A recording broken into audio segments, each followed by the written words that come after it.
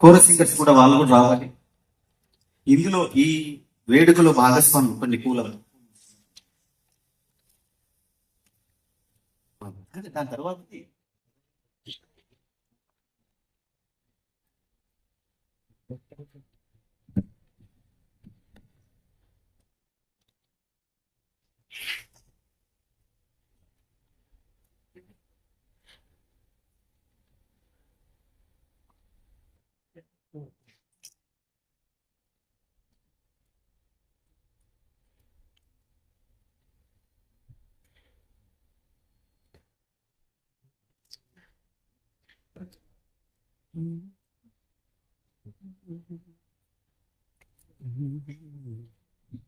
చిన్నారు మీరు కూడా వెళ్ళండి,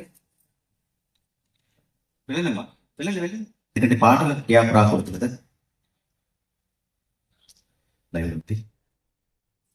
గురుగారు గురుగారు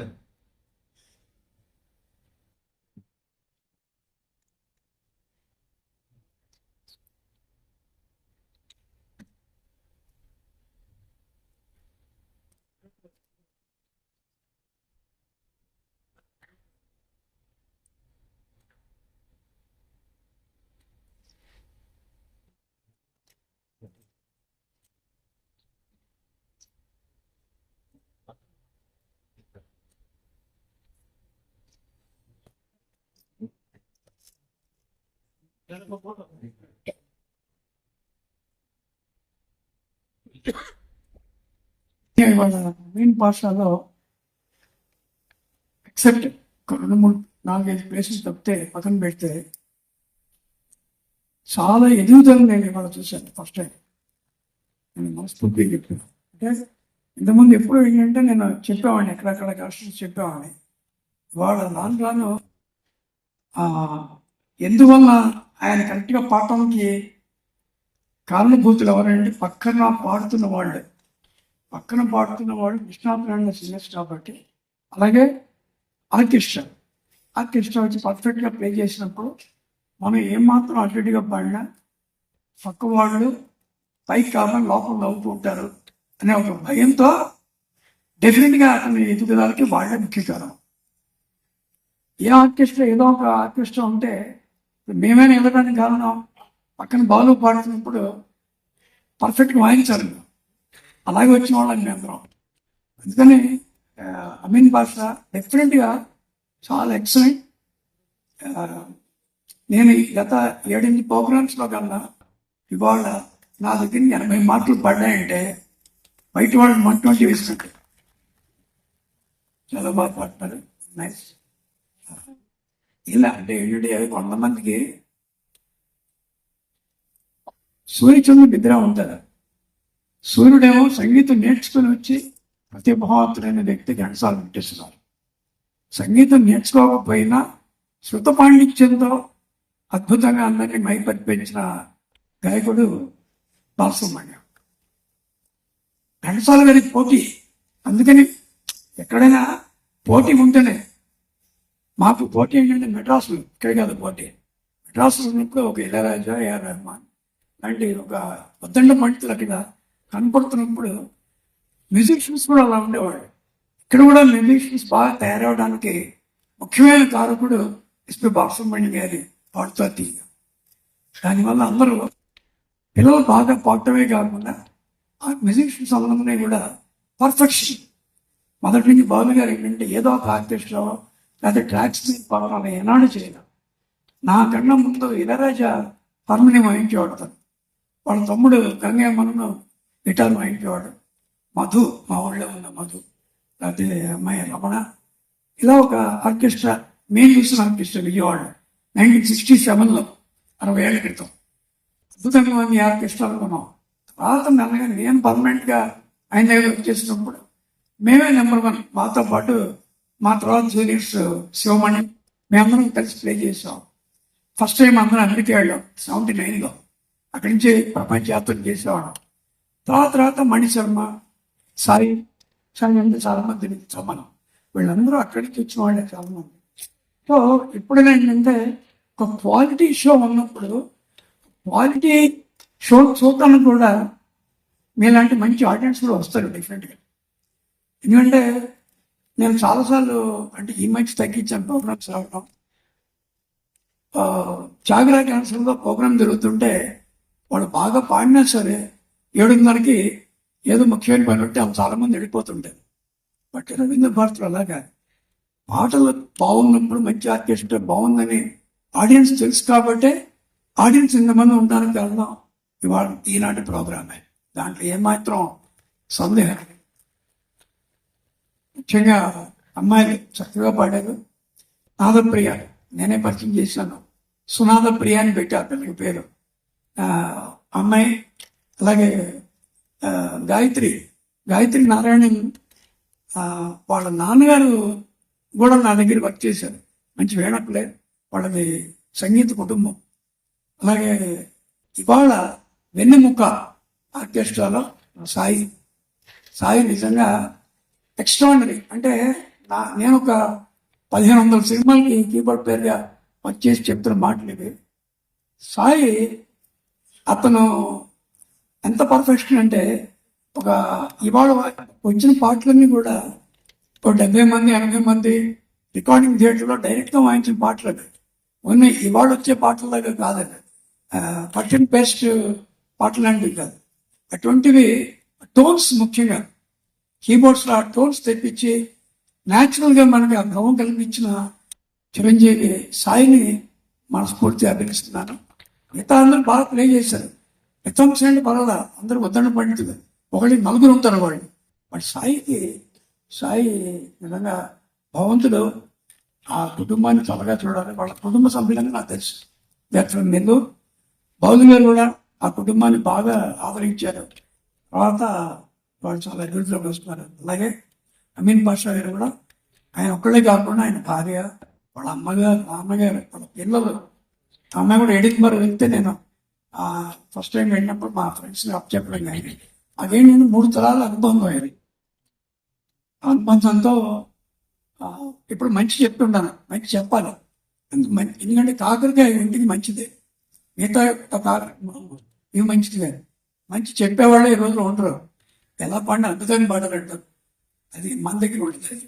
అది ఎవరు పాడినా ఎలా పాడినా సరే, నేను బాలు గారు పాడినా, జానకి గారు పాడినా, సుశీల్ గారు పాడినా, చిత్ర పాడినా చాలా కేర్ఫుల్గా పాడేవారు నా దగ్గర. నేను ఆ పర్ఫెక్షన్ అనేది నాకు ఇష్టం. నేను నా ముందు తరం వాళ్ళు అలా చేశారు. మాధవన్ గారు, ఎస్రాయేశ్వరరావు, పెండ్యాల మహనీయులు. మళ్ళీ అటువంటి పాటలు రావు, అటువంటి సంగీతం రాదు, అటువంటి సినిమాలు రావు డెఫినెట్గా రావు. అవి అందుకనే వాటిని ఇటువంటి మంచి ఆడియన్స్ మధ్యలో, మంచి ఆర్కెస్ట్రాతో, మంచి సింగర్స్తో, నాకు తెలిసి హైదరాబాద్లో చాలా క్రమబద్ధంగా చేసే, వేళ్ల మీద లెక్క పెట్టే 2-3 అమీన్ పాషా అవుతారు. అందుకే నాకు ఇష్టం ఆయన. ఏదో ప్రోగ్రామ్ చేసాం, ఏదో ట్రాకులు పెట్టి చేసామనో, లేకపోతే ఏదో 10,000 ఇస్తే నన్ను ఆర్కెస్ట్రా వస్తారనగా అటువంటి చేయడం లేదు. నాకు తెలిసి చాలా వరకు ప్రోగ్రామ్స్కి ఆయన చేతి డబ్బే పడుతున్నారు, బాగా తెలుస్తుంది. క్వాలిటీ, ఎవరైతే క్వాలిటీ కోసం ప్రతిపిస్తారో వాళ్ళకి రాంగ్ లైఫ్ ఉంది. ఇప్పుడు పైగా రవీంద్ర భారతిలో ఆయన చేసేది ప్రోగ్రాం. ఇప్పుడు కొన్ని చోట్ల మనం వెళ్దాం అనుకున్నా కూడా కార్ పార్కింగ్ చేసి రావడానికి గంట పడుతుంది. ఇక్కడ ఆ ఇబ్బంది కూడా లేదు. సో ఎటు చూసినా సరే బాగా ఎదుగుతున్న వ్యక్తి, మంచి సింగర్స్, మంచి మ్యూజిషియన్స్తో ఇంకా బాగా ఎదుగుతూ సంగీతం కూడా క్షుణ్ణంగా నేర్చుకుంటే ఏమవుతుందంటే, మాలాంటి పాటలు కొన్ని ఉంటాయి, వాటిని పాడేటప్పుడు ఆ ఇబ్బందులు పడకుండా ఉండటానికి అది దోహదపడుతుంది. అంతమించి ఏం లేదు. చాలా సంతోషం. ఈ రోజున బాలసుబ్రహ్మణ్యం గారి ప్రోగ్రాం అందరికీ తెలిసిన విషయమే. మాది 53 ఏళ్ళ పరిచయం, ఒక రోజు వెళ్తాను. ఆయన సినిమాలన్నింటికి నేను కీబోర్డ్ ప్లేయర్ని. నా సినిమాలకి 99% ఆయన పాడిన పాటలే. ఆయనే కాకుండా వాళ్ళ తల్లిదండ్రులు, వాళ్ళ కుటుంబం, 3 తరాల అనుబంధం ఆయన. ఒక రోజు 2 రోజులు కాదు, కొన్ని ఏళ్ళు అయితే నా కుటుంబంతో కూడా నేను ఎక్కువ లేను. పొద్దు నుంచి ఏ రికార్డింగ్కి వెళ్ళినా ఎవరు వచ్చినా ఆయనే పాడదు. ఏదో ఆదివారం గ్యాప్ దొరికింది అనేప్పటికీ ఏమైనా మనం అమెరికా వెళ్ళాలి, లేదా సింగపూర్ వెళ్ళాలి, శ్రీలంక వెళ్ళాలి, అది కచేరీలు. ఎక్కడ చూసినా మాకు అంతా రామమయం అని ఆయన పడాడు కదా, మా జీవితంలో అంతా బాలుమయం. సో అటువంటి వ్యక్తి మళ్ళీ మళ్ళీ రాదు. ఆయనకి కానీ నాకు కానీ మాకు అదృష్టవంతులు. ఎందుకంటే మాకు తెలిసిన సంగీత జ్ఞానం కొంచెమైనా కూడా అత్యద్భుతమైన సంగీతం దర్శకుల దగ్గర పనిచేయటం వల్ల మా ఎదుగుదల అలా వచ్చింది. సో ఏ రికార్డింగ్ అయినా ఒకసారి టేక్ లేకపోతే 2 సార్లు. కొంతమంది మ్యూజిక్ డైరెక్టర్స్ అంటే చలపతిరావు అటువంటి వాళ్ళు 10 నిమిషాలు లేట్గా వస్తే పంపించేవాడు నవ్వుతూ, అరే చాలా బాగుందిరా, మనసు మధ్యాహ్నం తగ్గుతుంది రికార్డింగ్కి అంటే ఆ రోజు రికార్డింగ్ పోయింది, డబ్బు పోయింది. అలా టైమింగ్, ఒక క్రమశిక్షణ, ఒక ఎఫెక్షన్, మనది సొంత, మన కుటుంబం, మాధవన్ గారు, చలపతిరావు గారు, పెంగారు గారు, వీళ్ళందరూ మమ్మల్ని ఒక మ్యూజిషియన్ అయినట్టు చూడాలి, ప్రేమగా చూసేవాళ్ళు. అలాగే కొడతాతి గారు, బాలసుబ్రహ్మణ్యం గారు పాడేవాడిని కానీ ఆర్కెస్ట్రా బృందాన్ని కానీ ప్రేమతో చూసిన వ్యక్తి. అందునే వీళ్ళందరూ ఎదుగుదల ఆయన చూశాడు. ఆయన ఎల్లప్పుడూ ఏ ప్రోగ్రామ్ ఉన్నా ఆయన పైనుంచి ఆశీర్వదిస్తూనే ఉంటారు, దాంట్లో ఏమాత్రం డౌట్ లేదు. మంచి వ్యక్తి. అటువంటి వ్యక్తిని మనం కోల్పోలేదు. ఆయన భౌతికంగా మన మధ్య ఉండకపోవచ్చు కానీ ఆయన పాటల ద్వారా మనం ప్రతిరోజు ఎక్కడో అక్కడ వింటూనే ఉంటాం. ఆయనది చిరంజీవి. అందుకని ఇంత మంచి ప్రోగ్రాంలో మౌనశ్రీ గారు రావడం ఏదో తప్పు పెట్టారు వాళ్ళ అమ్మగారు నాన్నగారు. మౌనశ్రీ ఎందుకు పెట్టారు బొమ్మ? ఆయన మనకి ఎక్కువ మాట్లాడతాడు కదా, మౌనంగా ఉండే వ్యక్తి కాదు కదా, ఏదో ఋషి పెట్టాల్సిన పేరు పెట్టారు పాపం. అయినా కూడా చాలా ఈ పాటకి వచ్చే గ్యాప్ని చక్కగా ఆయన సమన్వయపరిచి దాన్ని ఎవరికి ల్యాగ్ లేకుండా చేసిన మంచి వ్యాఖ్యాత. ధన్యవాదాలు సార్. సార్ మళ్ళీ ఇలాంటి సందర్భం వస్తుంది లేదు. మీరు చేసినటువంటి పాటల్లో కదా ఒక్క క్వశ్చన్ సార్, ఒకటే క్వశ్చన్.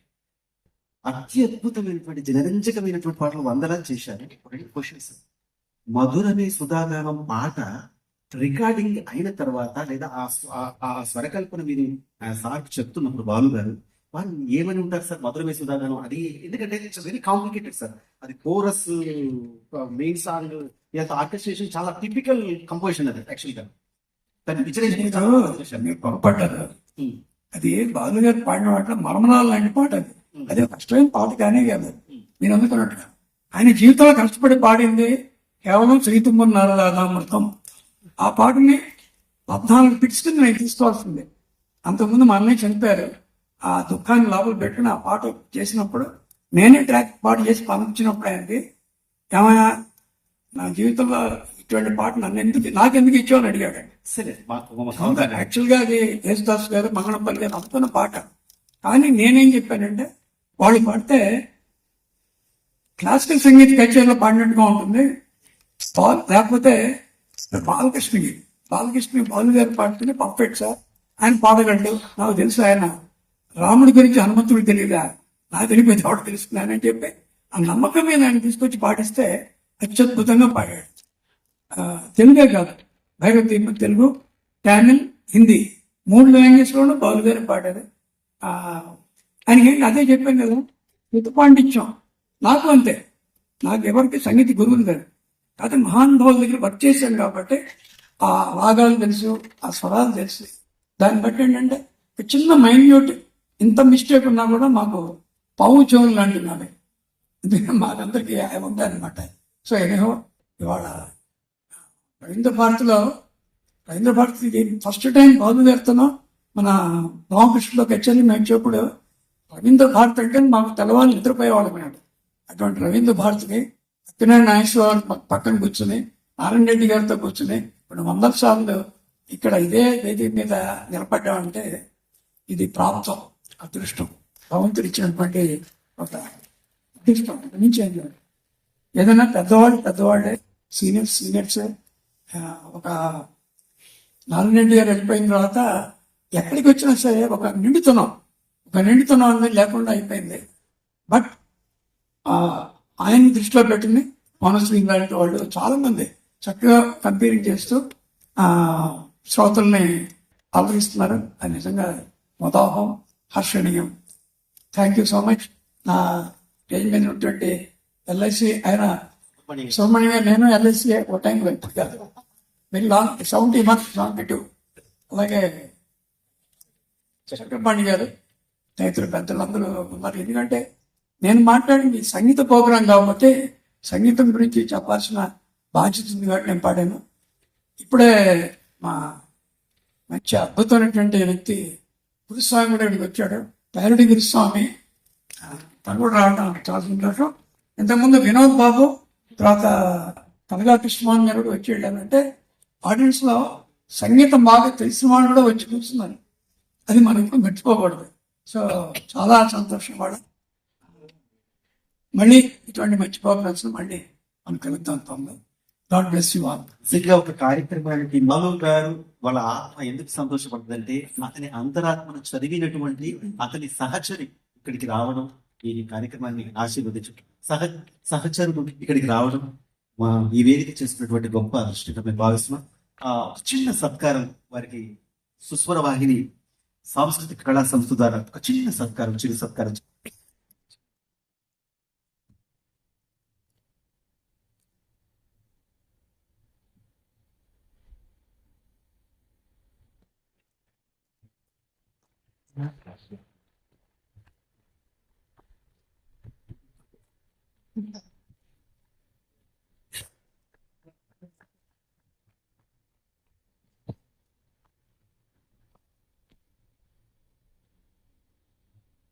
వీరు వేదిక మీద ఉండగానే చక్రపాణి గారికి మాధుపతి సురేష్ గారి చేతుల మీద సత్కారం అందజేయాలి.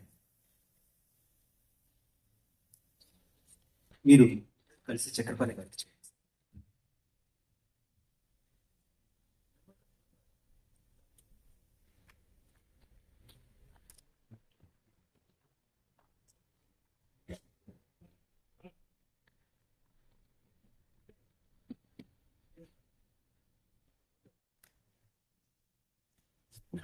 ఇదే కార్యక్రమంలో ఎల్ఐసి భారత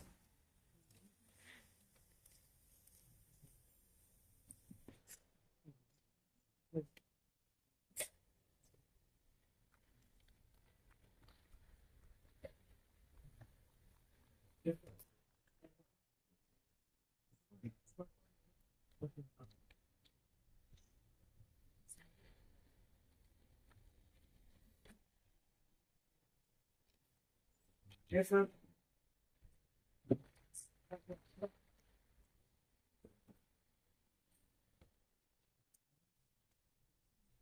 Yes, sir.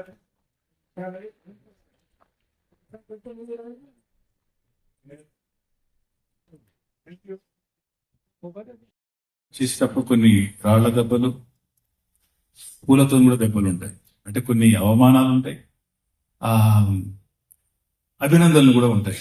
ముఖ్యంగా ఇలాంటి కార్యక్రమం చేయాలన్నప్పుడు ఫైనాన్షియల్ సపోర్ట్ అనేది చాలా ముఖ్యమైనటువంటిది. నాకు ఎల్ఐసి వారి తోడ్పాటు మొదటి నుంచి చాలా ఉంది. అందుకు నేను సుబ్రహ్మణ్యం గారిని నేను అభినందిస్తూ వారికి కృతజ్ఞతలు తెలియజేస్తూ ఉంటూ ఉన్నాను. అదేవిధంగా ఇంకా నాకు సహాయ సహకారాలు అందించినటువంటి చక్రపాణి గారు, అట్లాగే భూమి కృష్ణమూర్తి గారు, వీళ్ళందరూ కూడా ఇంకా అనేక మంది మిత్రులు నాకు సహాయ సహకారాలు అందించబట్టే ఈ కార్యక్రమాన్ని, ముఖ్యంగా సంగీతాభిమానులు వాళ్ళ ప్రోత్సాహంతోనే చాలా మంది, ఇంకా కొన్ని లక్షల మంది చూస్తున్నారు కార్యక్రమాన్ని. నేను ఫేస్బుక్ లో ఇప్పుడు కూడా పోస్ట్ చేయకపోయేవాడిని, ఇన్స్టాగ్రామ్. మొన్న గత కార్యక్రమాలు నేను పోస్ట్ చేసినప్పుడు ఒక్కొక్క పాటకు సుమారు 9 లక్షలు 8 లక్షల వ్యూవర్స్ అభినందిస్తున్నారు. ఎక్కడ కూడా ఏమన్నా ఉంటే తప్పులుంటే స్మూత్ గా చెప్తున్నారు, కానీ ఒక 300 కామెంట్స్ వస్తే దాంట్లో సుమారు 290 మంది అభినందిస్తూ చేయటం వల్ల అదేంటంటే గొప్పతనం కాదు, అదేంటంటే ప్రోత్సాహం అన్నమాట. అది మనకు ఒక ఉత్సాహం అనేది వస్తుంది. మన తప్పుల్ని మనం గ్రహించడం అనేది ముఖ్యం. అదేవిధంగా అభినందించటం అనేది కూడా, దానికి కూడా గొప్ప మనసు ఉండాలి. ఆ అభినందనల వల్ల ఏమవుతుందంటే మనకు ఒక ఉత్సాహం అనేటటువంటిది వస్తుంది. ముఖ్యంగా బాలుగారి పాటలు, ఈ పాటలన్నీ కూడా చాలా పాత పాటలు. ఇవన్నీ కూడా ముఖ్యంగా నేను నా సహ గాయనిమణిని నేను చాలా వాళ్ళని అభినందించాను. ఎందుకంటే 1969 1969కి సంబంధించిన పాటలు 9వ కార్యక్రమం. ఆ పాటలన్నీ కూడా ఎవరికి తెలియవు. నేను వాళ్ళకి లీస్ట్ ఇస్తే ఎక్కడ పాట సార్ అని ఎప్పుడు అనలేదు. అది ఎంత షార్ట్ టైంలో ప్రాక్టీస్ చేసి ఎంత అద్భుతంగా ప్రజెంట్ చేస్తారో తెలుసు. అదేవిధంగా మ్యూజిషియన్స్, ఈ సహాయ సహకారాలు మీ తోడ్పాటు ఉంటే ఇంకా మంచి కార్యక్రమాల్ని నేను తప్పకుండా చేయడానికి ముందుంటాను. నేను మీ సహాయ సహకారాలని కోరుతూ ఉన్నాను. ఇక్కడ ప్రత్యక్షంగా ఉన్నటువంటి ప్రేక్షకులు, అదేవిధంగా కొన్ని వేల మంది ఆన్లైన్లో కూడా చూస్తారు. ఇంతకుముందు చేసినటువంటి కార్యక్రమాలని వేల మంది చూశారు, పాటలు లక్షల మంది చూస్తున్నారు. మీ ప్రోత్సాహమే నాకు బలం, ప్రేక్షకుల ప్రోత్సాహం బలం. నాకెవరు గాడ్ ఫాదర్, నా ఒంటరి పోరాటం. నేను ఒంటరిగా పోరాడుతూ చేస్తున్నాను. దీని వెనక ఎంతో కష్టం ఉంది, కానీ నవ్వుతూ ఆ సంగీతం మీద ఉన్నటువంటి ఉత్సాహంతో నేను పాడుతున్నాను. మీ అందరి తోడ్పాటు నాకు ఉండాలని, ఉంటుందని కోరుకుంటూ కార్యక్రమంలోకి వెళ్ళిపోతాం. ఎందుకంటే పాటలు చాలా ఉన్నాయి.